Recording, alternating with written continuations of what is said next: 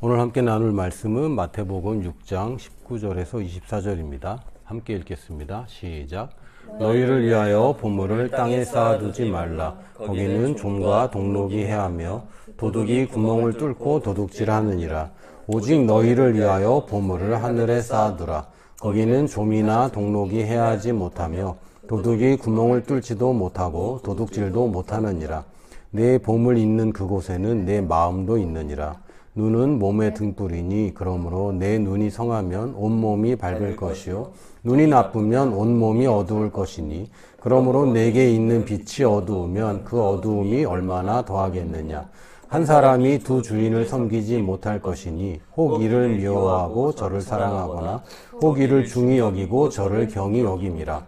너희가 하나님과 재물을 겸하여 섬기지 못하느니라. 아멘. 오늘 성경 말씀을 보면 사람들이 오해하는 몇 가지가 있는데요. 첫 번째는 하늘에 보물을 쌓아두는 것은 누구를 위해서인가? 하나님을 위해서인가? 세상을 위해서인가? 아니면 나를 위해서인가? 성경에는 분명히 너희를 위하여라고 되어 있습니다. 근데 사람들이 자꾸 착각하기를 하늘에 보물을 쌓는 것을 마치 희생하는 것처럼 또 내 거를 하나님께 드리는 것처럼 근데 하나님께 드린다는 표현은 없고요. 내 거를 하늘에다 쌓아놓는 겁니다. 제가 라오스에 있을 때 그 계좌를 하나를 열었는데 달러 계좌였어요. 달러 계좌가 이자를 7% 줬습니다. 그럼 거기다 맡길까요? 안 맡길까요? 근데 라오스 화폐의 가치는 깁인데 깁 계좌는 14%를 줬어요. 거기다가 예금을 할까요? 말까요? 해요. 안 합니다. 지금 재작년부터 라오스 화폐 가치가 반토막이 났어요. 반토막보다 낮아져서 한 3분의 1 정도? 그러니까 그때 깁 계좌를 열었으면 14% 이자는 받았겠지만 자산이 3분의 1 토막 나는 거죠. 그러니까 이거는 자기를 위해서 뭘 맡길 때 제대로 된 데다 맡겨야 됩니다. 그래서 우리도 보물을 쌓아 놓는데 우리가 하나님을 나라를 위해서 내 돈을 쓴다고 생각하지만 사실은 쌓아두는 거예요. 이 땅에다 쌓아두는 것은 좀은 뭔지 알죠? 이렇게 예전에 재물이라는 게 꼭 그 화폐나 금으로만 쌓아두는 게 아니라 비단이나 또 천도 굉장한 자산이었기 때문에 그런 것들은 이제 좀벌레가 먹어버리면 이제 곤란한 거죠. 동록이 뭔지 알아요? 잘 안 쓰는 말입니다. 이 동에 쓰는 녹을 얘기해요. 왜 동전이나 이런 것도 오래되면 예전에 10원짜리 오래된 거면 초록색 녹이 슬고 막 그랬잖아요. 그거를 얘기합니다. 이제 녹 쓰는 거죠. 그러니까 이 땅에서는 뭔가 쌓아두면 자산 가치가 계속 상실돼요. 어쩔 수 없이. 그리고 뭐가 자꾸 없어지고. 근데 이런 거를 하지 말고 도둑까지 당하니까 너희는 보물을 하늘에 쌓아둬라. 거기는 안전하다. 지금 하나님은 우리를 위해서 안전자산을 얘기하는 것이지 우리 보고 희생하거나 너희들 손해봐야 되고 검소하게 살아야 되고 그런 얘기를 하는 게 아닙니다. 그러면서 하는 얘기가 21절에 내 보물이 있는 그곳에 내 마음도 있느니라. 그러면서 또 얘기가 눈은 몸의 등불이니 그러므로 내 눈이 성하면 온몸이 밝을 것이요 눈이 나쁘면 온몸이 어두울 것이니 그러므로 내게 있는 빛이 어두우면 그 어두움이 얼마나 더하겠느냐. 지금 이거 어디에 관한 얘기입니까? 재물에 관한 얘기입니다. 내가 지금 밝은 것, 어두운 것, 눈이 띈 것, 눈을 감고 있는 것, 보는 것, 못 보는 것, 제대로 보는 것, 제대로 못 보는 것, 우리의 재물을 어디에다 쌓아둘까에 관한 얘기입니다. 그러면서 또 얘기가 한 사람이 두 주인을 섬기지 못한다. 재물을 섬기든 하나님을 섬기든 둘 중에 하나만 해라. 라고 얘기를 하십니다. 오늘 제목은 축복은 통로를 따라 흐른다 라고 제가 정했는데 그 통로를 따라 흐르지 않으면 축복이 화가 될 경우가 있습니다. 그런 경우 우리가 많이 보죠. 특히 뭐 내 주변에 그런 사람은 없는데 뭐 갑자기 복권에 당첨된 사람들 결국은 망하죠. 그 복권에 당첨돼서 10년 이상 가정이 화목한 채로 잘 사는 사람을 거의 보지를 못합니다. 물론 숨은 사람들이 있기야 있겠지만 대부분 우리가 아는 결과들은 일단 이혼해요. 거의 100% 이혼하고요. 자녀들 다 망가지고 친척들과 관계 다 끊어지고, 돈은 돈대로 나갔는데 관계는 다 끊어지고, 친구들 다 사라지고, 이게 이제 굉장히 곤란해지는 경우죠. 그래서 축복이 제대로 된 통로로 흘러가지 않으면 첫 번째는 넘칩니다. 근데 이 넘치는 거는 굉장히 곤란해요. 우리가 요번 올해 뭐 어제 그제도 비가 굉장히 많이 와서 남쪽에는 이제 수해가 나기도 했는데, 그 통로가 막혀버려서 넘쳤기 때문에 문제가 생기는 겁니다. 지하 주차장 가끔 침수되는 얘기도 나오잖아요. 지하 주차장에서 다 배수 시설이 있어요. 근데 막혔을 때 이게 넘쳐서 문제인 것이고, 댐도 그냥 100% 막혀 있는 게 아니라 계속 통로로 내려보내고 있습니다. 근데 이게 막혀서 넘치게 되면 댐이 허물어지죠.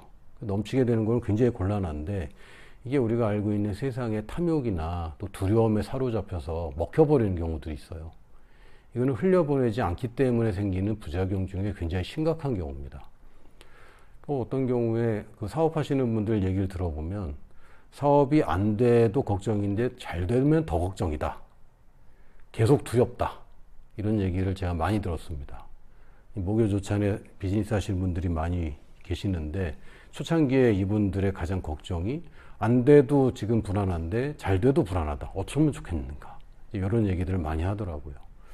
그래서 이건 축복이 많다고 해서 잘 좋은 것이 아니라, 이게 탐욕이 돼서 더 많은 재물과 더 많은 자산을 추구하게 되면 그것 자체로 이제 망하는 길로 가는 거고, 또 많긴 하지만 두려움에 빠져서 인생을 망치는 경우도 있습니다.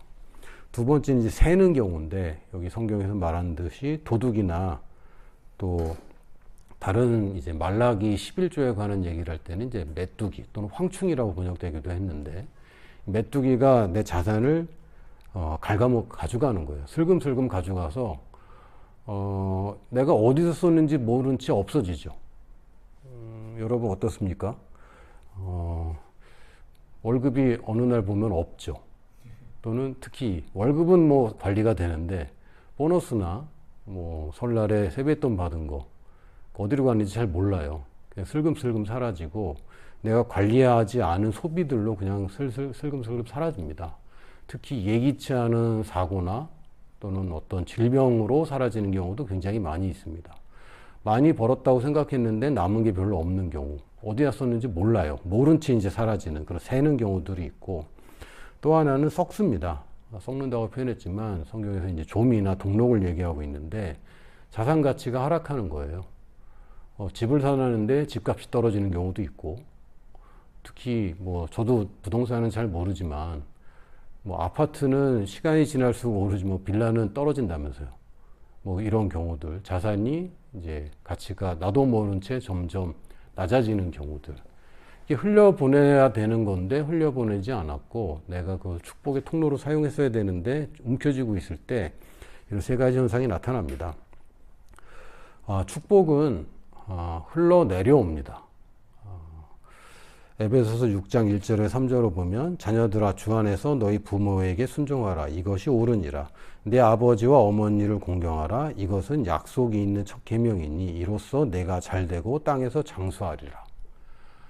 성경에서는 부모 공경에 대해서 뭐 유교처럼 그렇게 막 엄청나게 강조하진 않습니다. 근데 절대 하나님이 타협하지 않는 것 중에 하나가 부모님을 공경하는 거예요. 왜냐하면 부모님이 나한테 잘해주셨다, 못해주셨다, 참 좋은 부모였다, 또는 나쁜 부모였다. 제가 저희 아버지 장례식 때 선교사님 한 분이 저희 아버지 어떤 분이었냐고 이제 물어보더라고요. 그래서 제가 참 존경하는 분이었고 배울 점이 참 많았고 아버지를 따라가고 싶은데 아직 못 따라가고 있다, 이런 얘기를 말씀드렸거든요. 그때 그 선교사님이 저를 엄청나게 부러워하면서 자기 아버지는 나쁜 아빠였대요. 그래서 그런 상처도 많고 아픔이 많아서 너무 부럽다고 그런 얘기를 하더라고요. 그래서 어떤 경우는 부모가 참 그 기대되는 역할보다 더 잘해주는 부모도 있고, 또 어떤 경우는 부모로서의 역할을 전혀 못해주는 경우도 있고, 어떤 경우는 뭐 아예 방치하고 버리는 경우들도 있죠. 그러면 안 되는 건데 그런 일이 인간 세상에는 있습니다. 근데 하나님께서는 좋은 부모, 나쁜 부모 가리지 않고 부모를 공경하는 것을 양보를 안 합니다. 특히 예수님께서도 고르반이라고 그래서 당시에 바리새인들과 율법 학자들이 부모에게 공경할 돈을 하나님께 바쳤다라고 해버리면 부모 공경 안 해도 된다. 이런 논리를 피고 부모 공경을 소홀히 하는 것에 대해서 예수님이 탁 집어서 지적을 하셨습니다. 왜냐면 이거 굉장히 중요한 원리이기 때문에. 십계명에도 들어있는 원리이고, 그러면서 에베소서에는 사도 바울이 다시 정리하기를 이거는 약속이 있는 첫 계명이다. 다른 계명에는 약속이 없어요. 내 하나님을 공경하라. 그러면 뭐 해줄게? 이게 없어요. 근데 부모를 공경하라는 것에는 약속이 따라옵니다. 계명인데도 불구하고. 이건 잘 지키면 나한테 복된 계명인 거죠. 왜냐하면 부모가 내가 태어나자마자 첫 번째로 있는 축복의 통로이기 때문입니다. 그래서 우리가 부모님이 나보다 더 월급이 더 많거나 또 잘 살거나 상관없이 여러분이 일정 부분은 부모를 공경하는 것을 시작해야 됩니다. 이건 원리입니다. 축복의 통로에 여러분이 감사를 표시하는 것, 말로만 하는 게 아니라 여러분이 거기에 공경하는 것은 당연히 돈을 쓰는 것을 의미합니다. 그 축복의 통로는 다시 얘기하면 여러분의 영적인 권위자들을 축복의 통로라고 여기면 거의 일치합니다. 예를 들면 가정에서의 영적인 권위자들이 있죠. 여러분이 결혼하기 전에는 부모님일 것이고 또 결혼하고 나면은 가장이 되겠죠. 이런 사람들이 여러분의 축복의 통로입니다.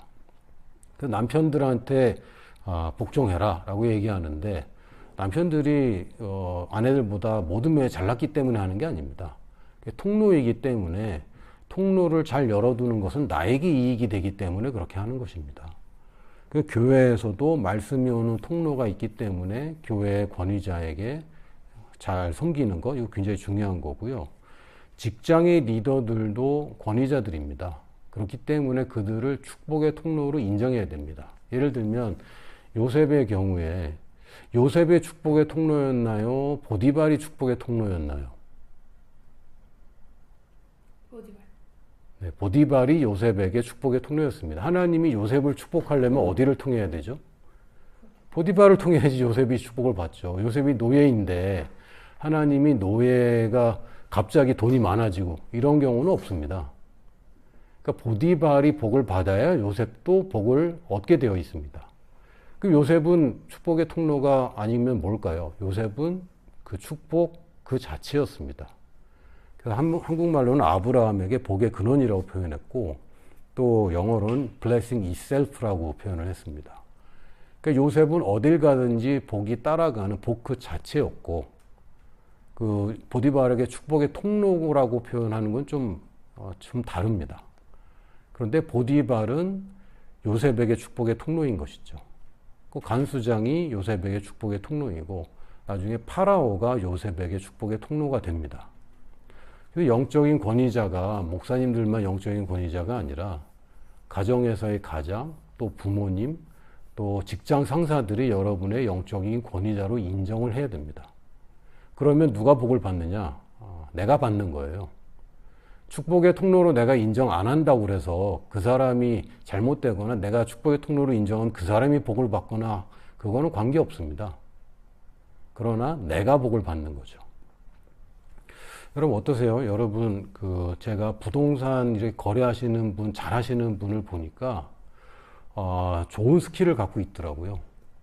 뭐냐면 부동산 가격은 정해져 있지 않다. 이분 생각은 딱 그거예요. 우리는 보통의 소비자들은 정찰제에 익숙해서 모든 것이 가격이 정해져 있고 그거보다 비싸면 안 사고 싸면 사고 이게 정해져 있는데 자본주의에서 가격은 수요와 공급의 법칙에 왔다 갔다 하는 것이지 정해져 있지 않다. 특히 부동산은 그렇다. 그래서 이 부동산을 팔 때 예를 들면 5억짜리인데 5억 5천만 원을 받아달라고 부동산에 얘기를 하고 그럼 1,000만 원을 넣어줄게. 이렇게 얘기를 하는 거예요. 그러니 부동산 하시는 분이 그 1,000만 원을 더 얻기 위해서 잘 팔겠죠. 이분은 1,000만 원 손해보는 게 아니고 4천만 원을 버는 겁니다. 오, 저렇게 하는 거구나. 근데 부동산 업자 같은 경우 잘 생각해야 됩니다. 저 사람은 4천만 원 버는데 나는 1천만 원밖에 못 버는데 뭘 내가 열심히 해? 아니죠. 그 사람이 4천만 원을 벌게 해주면 나도 1천만 원을 버는 구조인 거예요. 그래서 그 사람의 자산을 높여주면 내가 그 몫을 받는 겁니다. 이 원리에 따라서 내가 영적인 권위자를 성공시킬수록 나도 그 복을 따라서 받게 되어 있습니다. 이 원리를 따라가지 않고 많은 직장인들이 내가 회사에 벌어주는 돈이 얼만데 나는 월급이 요거밖에 안 돼. 또는 왜 내 월급은 안 올라. 요거 이제 잘못 생각하는 겁니다. 내가 받는 돈은 회사를 통해서 받게 되어 있고, 직장인들의 경우에 또 사업하시는 분들은 소비자를 통해서 내가 돈을 받게 되는 거죠. 그럼 그분들이 이익을 받을수록 나도 이익을 얻는 것이지, 내가 축복의 통로가 하나님이 나한테 직통으로 오는 것이 아닙니다. 영적인 권위자를 잘 섬기라고 얘기하고 있고, 디모데전서 5장 17절에서 18절에 보면 잘 다스리는 장로들은 배나 존경할 자로 알되 말씀과 가르침에 수고하는 이들에게는 더욱 그리할 것이니라. 잘 다스리는 장로들이라고 표현했지만 사실 예전 그 초대교회에서는 장로와 목사를 거의 같은 단어로 썼습니다. 그래서 어떤 경우에는 장로라고 표현하기도 하고 어떤 경우에는 목자라고 표현을 하기도 하고, 대부분 장로님들이 목사 역할을 다 했습니다. 지금하고는 좀 다르죠. 지금은 장로님과 목사님을 딱 구별을 했는데 그 당시는 장로님들이 대부분 목사 역할을 했습니다. 그래서 특히 어떤 장로님이냐, 말씀과 가르침에 수고하는 장로님, 지금으로 못 따지면 목사나 교사들을 얘기하겠죠. 이분들을 배로 존경해라 라고 표현되어 있는데, 이 존경하다는 단어는 헬라어로 티메라는 단어고요. 이게 티노에서 온 단어인데, 티노는 값을 치르다. 예수님이 십자가로 값을 치르셨다 라고 할 때 쓰는 표현입니다. 그게 이제 대가라는 뜻이고, 또 지불된 가격, 이런 뜻입니다.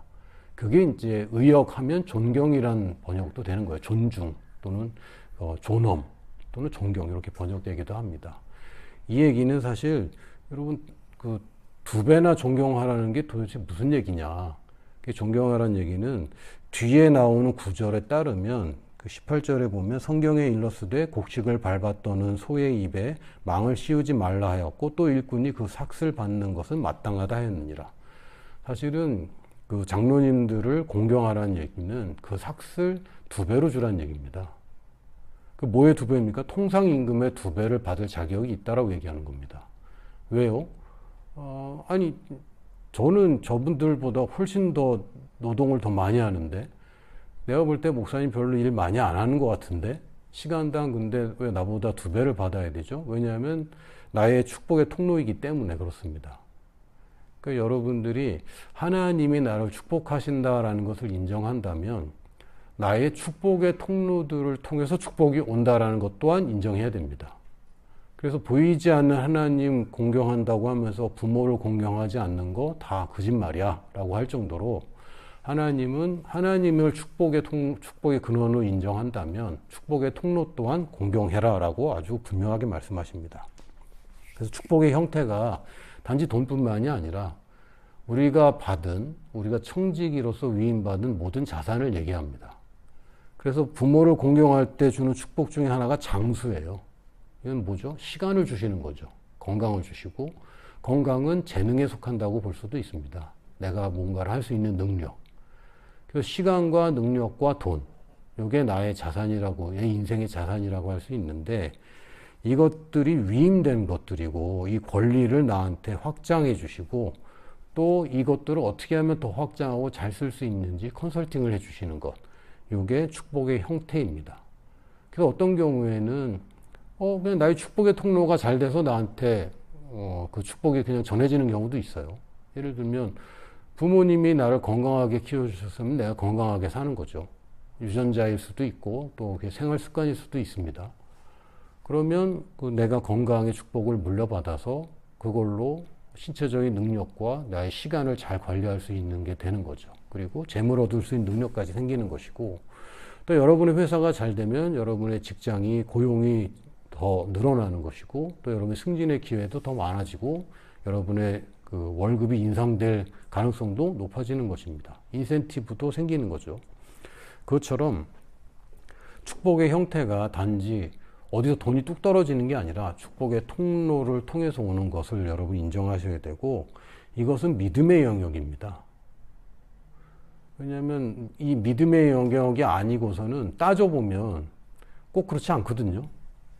우리 아버지가 나한테 돈 준 게 없는데 나는 자수성가했는데, 이렇게 생각할 수도 있어요. 또 우리 아버지, 우리 회사가 나한테 해주는 게 없는데, 이렇게 생각할 수도 있어요. 근데 정말 말이 안 되는데 이 축복의 통로를 인정한 경우가 뭐냐면 아브라함의 경우입니다. 아브라함이 자기 조카 롯이 전쟁에 패한 도시에 속해 있는 바람에 포로로 끌려갔고, 뒤늦게 알게 된 아브라함이 자기 주변 동네에 자기와 동맹을 맺은 부족들하고 자기의 사병들 318명을 데리고 가서 5개국 연합군을 쳐부수고 포로를 다 구출해 와요. 저 이거 생각할 때마다 지금의 약간 재벌 느낌도 좀 들고, 이거 완전 사적인 군사 세력 아닙니까? 318명이나 되는 병졸들을 데리고 있다는 것도 대단하고, 그 가족들을 다 먹여 살리는 것도 대단하고, 그리고 또 연합군하고 싸워서 이기는 것도 너무 대단하고, 그것보다 더 좋은 대단하게 동맹 부족들을 동원할 수 있다는 거, 이것도 대단하고, 이 부족들은 그 연합국하고 싸우기 싫잖아요. 그리고 개인이 가는 건데 다 따라 나오는 거죠. 그러니까 그 당시 아브라함이 그 지역에서의 그 명망, 세력이 대단했습니다. 근데 재미있는 것은 멜기세덱을 만난 것은 싸우러 가기 전일까요? 싸우고 이기고 나서일까요? 이기고 나서예요. 멜기세덱이 아브라함의 승리에 기여를 했습니까? 안 했습니까? 전혀 안 했어요. 우리가 볼 때는 전혀 안 했어요. 싸우기 전에 기도라도 좀 해주든지. 근데 싸우고 왔더니 그때서 축복하는 거죠. 근데 아브라함은 어떻게 합니까? 11조를 멜기세덱에게 드립니다. 희한하죠? 우리가 합리적인 생각으로는 멜기세덱이 나한테 축복해준 적도 없고, 평소에 내가 섬기는 또 나의 통로가 되는 제사장도 아니고, 단지 내가 싸우고 돌아왔는데 멜기세덱이 와서 이건 하나님이 해주신 거야 라고 했더니 아브라함이 11조를 멜기세덱을 통해서 드립니다. 아브라함은 이건 믿음의 영역인 것이고요. 승리케 하신 하나님은 당연히 인정하고, 그러면 하나님을 섬기는 제사장도 그 통로로 인정을 하는 겁니다. 이게 아브라함의 믿음이었어요. 그래서 아브라함이 복을 받은 것은 나는 하나님의 약속을 받았기 때문에 복을 받는 것이고, 그래서 내가 11조를 하는데 이 사람이 나한테 기여를 했는지 안 했는지는 이 사람한테는 중요한 게 아니에요. 이 사람이 하나님의 제사장이냐 아니냐가 중요한 거죠. 이게 믿음의 영역입니다. 그래서 이게 결국에는 마태복음 10장 41절 42절에 보면 선지자의 이름으로 선지자를 영접하는 자는 선지자의 상을 받을 것이요 의인의 이름으로 의인을 영접하는 자는 의인의 상을 받을 것이다. 아브라함이 제사장의 상을 받습니다. 아브라함이 나중에 단을 쌓을 때마다 하나님이 나타나서 축복을 해주시고, 특히 아들을 주시겠다는 약속을 해주십니다. 원래 제사장이 그 단 쌓아야 되는 거고, 사무엘 같은 경우가 특이한데, 이 사람은 그 레위 지파도 아닌데 불구하고 선지자가 제사장 노릇도 했거든요. 독특한 케이스입니다. 근데 사울 왕이 제사장 아닌 그 사무엘 오기 전에 제사 지냈다고 왕에서 잘려요. 그러니까 제사장이 아닌데 제사 지내는 건 큰일 날 일입니다. 근데 아브라함은 제사를 지내는데 아무 문제가 없어요. 그러니까 제사장을 대접함으로 제사장의 상을 받고, 이건 나중에 왕이며 제사장인 다윗에게까지 이 축복이 갑니다. 자, 넘어가서 우리가 축복의 통로가 이 사람이 나한테 도움을 준다는 생각을 하지 마시고, 하나님이 복을 주시는데 이 사람을 통로로 사용하는구나. 여러분이 내가 복을 받는데 이 사람이 더 받는 것처럼 보일 수 있어요. 근데 그거는 여러분이 관여하지 마십시오. 이 사람이 나한테 해준 게 없는데 저 사람도 복을 받네. 여러분의 복의 근원이기 때문에 그렇습니다. 그러나 그 사람은 여러분의 축복의 통로입니다. 그 통로를 인정하세요. 그러면 삶이 편해집니다. 그리고 또한 축복이 통로를 통해서 흘러 들어왔는데 이게 안 나가면은 또 이게 내가 정해놓은 통로가 아니라 줄줄 새버리거나 그러면 문제가 된다 그랬죠. 이거는 또 내가 통로가 되어서 축복이 흘러 나가야 됩니다. 마태복음 25장 35절에 36절에 보면 내가 줄일 때에 너희가 먹을 것을 주었고 목마를 때에 마시게 하였고 나그네 되었을 때에 영접하였고 헐벗을 때에 옷을 입혔고 병들었을 때에 돌보았고 옥에 갇혔을 때에 와서 보았느니라. 이 사람들이 우리가 언제 그랬습니까? 예수님이 언제 감옥에 갇히고 언제 헐벗었습니까? 그랬더니 예수님이 작은 소자에게 한 것이 나에게 한 것이다 라는 말씀을 주셨어요. 그래서 우리가 받은 특히 재물만을 좀 따져서 얘기를 한다면 우리가 써야 되는 돈들이 있습니다. 11조가 있고 생활비가 있고 가족 부양해야 되는 돈이 있고 또 저축해야 되는 돈이 있고 재테크도 하고 투자도 해야 됩니다. 근데 그것과 별도로 씨를 뿌리는 것들은 여러분이 늘 해야 됩니다. 이걸 다른 표현으로 하면 하나님 왕국의 보물을 쌓는 것. 이걸 얘기합니다. 이거는 뭐 헌금의 영역이기도 한데 11조는 헌금에 들어가지 않습니다. 11조는 헌금이라는 항목에 11조 헌금이라는 말은 성경에 나온 적이 한 번도 없어요. 11조는 용어 자체가 다릅니다. 영어로는 11조는 티뜨고 10분의 1 하나님께 드리는 것은 이건 헌금의 영역이 아닙니다. 그 외에 11조 외에 또 다른 헌금이 있는 거죠.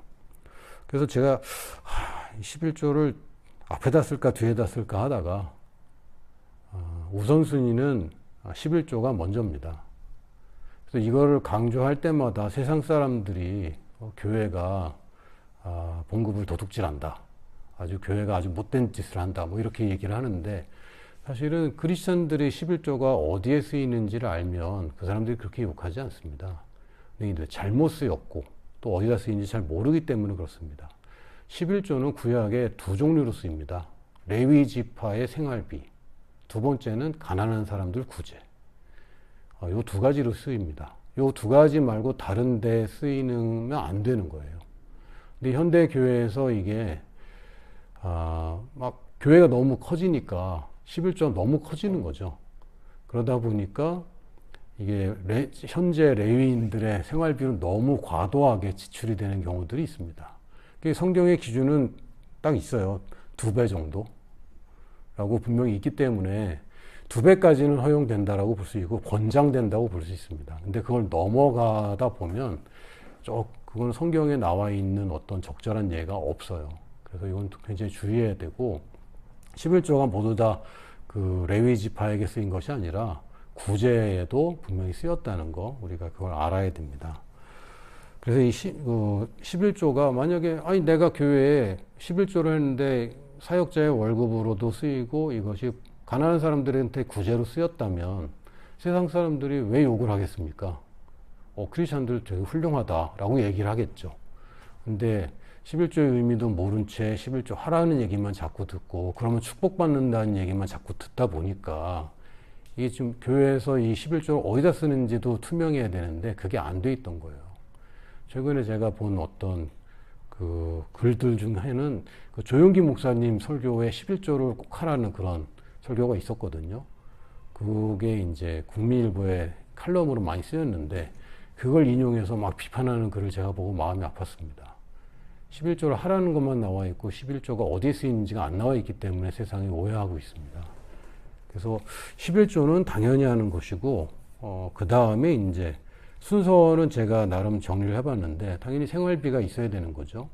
그러고 나서 이 가족 부양은 여러분의 자녀들의 뭐 학원비라든지 뭐 생활비가 먼저인 거죠. 그리고 부모님의 용돈을 드린다든지 생활비가 먼저 쓰여지고 자기 지금 생활비도 모자라는데 부모님을 공경한다고 용돈을 많이 드린다거나 이것도 사실은 안 되는 겁니다. 우선순위는 먹고 사는 거 해결하는 게 먼저인 것이고 그 다음에 가족을 부양하고 저축하고 재테크하고 투자하는 것 이렇게 순서를 정할 수가 있겠습니다.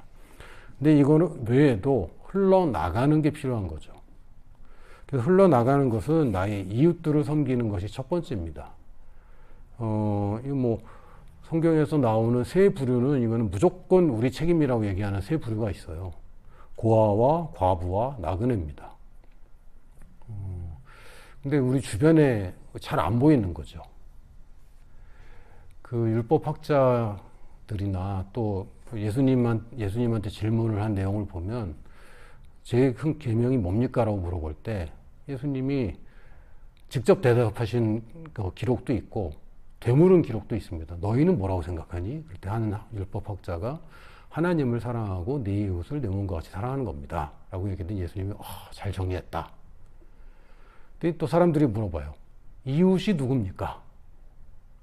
그래서 예수님은 이웃이 누구냐에 대해서 얘기하실 때 뭐라고 얘기하셨냐면 그 사마리아인이 선한 일을 한 비유를 들어주십니다.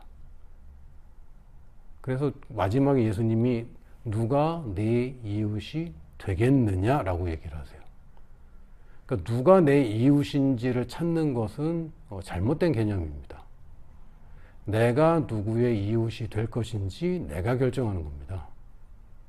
근데 내 이웃이 누군지를 찾고 있는 거죠, 사람들은. 그게 아니라 내가 가야지 이웃이 생겨요. 예수님은 네가 사마리아인처럼 이웃이 되라라고 얘기하고 있어요. 사람들은 누가 내 이웃입니까? 아니, 네가 이웃이 되라. 이웃이 아닌 사람들을 찾아가서 이웃이 되는 것이 내 이웃을 내 몸처럼 사랑하는 첫 번째 단계입니다. 그래서 제자 삼기 전에 늘 가라라는 얘기가 있는 것처럼 내 이웃이 어디 있나 우리가 찾아내야 됩니다. 이거는 우리가 축복의 통로로서 기능하기 위해서, 흘려보내기 위해서 해야 될 일입니다. 근데 많은 사람들이 안 찾죠. 고아를 찾지도 않고 과부를 찾지도 않고 나그네를 찾지도 않습니다. 여기서 나그네라고 하면은 좀 애매하긴 한데 뭐 지금으로 따지면 외국인 노동자들, 과부들이라고 하면 노인들, 특히 가난한 그 노인 빈곤층들을 얘기하겠죠. 이분들을 우리가 적극적으로 섬기는 것이 우리가 해야 되는 일입니다. 당연히 해야 되는 일인데 사람들은 자꾸 이제 자기가 직접 가면 이웃이 되는 것인데 이웃이 되는 것은 소홀히 하고 교회를 통해서 또 단체를 통해서 헌금하는 것만 하고 있어요. 그것만 해도 뭐 훌륭하긴 하지만 그래서는 이웃이 되지는 않죠. 그래서 여러분이 직접 찾아서 이웃이 되는 것, 그리고 또 여러분의 제자를 키우는 것에 여러분의 자산을 사용해야 됩니다. 돈만 사용하는 것이 아니라 여러분 시간과 재능도 사용해야 됩니다. 이게 내 축복의 통로입니다. 내가 육신의 자녀를 돌보는 건 당연한 것처럼 여러분의 영적인 자녀를 낳고 키우는 것도 여러분이 받은 축복을 흘려보내는 통로로서 기능하는 것입니다. 두 번째는 교회 사역들에 동참하는 거죠. 왜냐하면 교회라는 조직은 11조만으로 운영되지는 않습니다.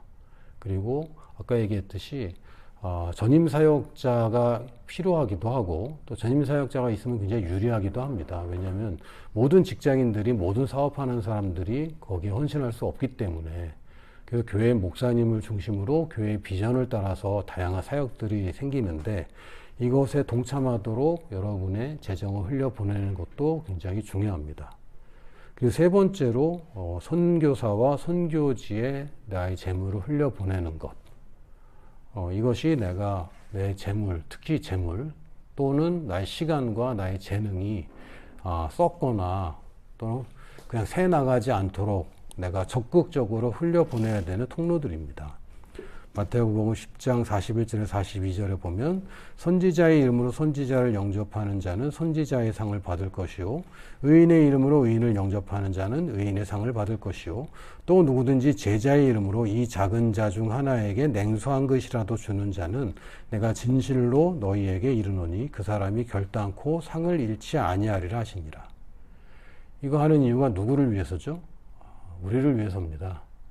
하나님이 우리 돈이 탐나서 하는 것도 아니고 돈이 없어서 우리한테 지금 뜯어내는 것도 아니고 너희를 위하여 하늘의 보물을 쌓아 놓는 것. 다시 얘기하면 선교사이기 때문에 선교사를 대접하면 우리가 선교사의 상을 받는 것입니다. 또 의인이기 때문에 특히 뭐 특별한 의인이 아니더라도 여러분이 의로운 일을 하는 사람들을 위해서 여러분이 대접하는 것 자체가 내가 그 사람과 똑같은 상을 받는 것이고 특히 이 작은 자 중 하나에게 냉수한 것으로 주는 것, 누구의 이름으로? 제자이기 때문에. 여러분의 제자가 될 수도 있고 또 다른 사람의 제자가 될 수도 있습니다. 그러나 이 사람이 제자이기 때문에 여러분이 냉수한 것이라도 대접을 하면 결단코 상을 잃지 않는다. 이중부정은 강한 긍정이죠. 그래서 축복의 통로를 따라 여러분이 제대로 된 통로를 따라서 흘려보낼 때 결국은 그 통로가 확장되고 이 통로는 나한테 들어오는 통로까지 확장을 해줍니다. 여러분이 이 땅에서 재물을 더 많이 관리하고 싶다면 그냥 재테크하고 투자하는데 거기에 멈추지 마시고 꼭 씨를 뿌리는 것, 하늘의 보물을 쌓는 것에 여러분이 집중을 하시기 바랍니다. 어떻게 하면 하늘에 쌓는 것을 늘릴까라고 궁리하는 것이 올바른 방향입니다. 왜요? 그러면 인풋이 늘어나니까. 그럼 나한테 들어오는 것들이 늘어나고 특히 하늘에 쌓이는 것은 결코 여러분이 후회하거나 손해볼 수 없습니다. 여러분의 축복의 통로로 기능하는 사람들을 믿음으로 여러분이 인정하시고 그들을 통해서 축복으로 들어온다는 것을 받아들이고 믿음으로 여러분이 축복을 받을 뿐만 아니라 또 흘려보내는 일에 여러분이 신경을 쓰시기 바랍니다. 아멘.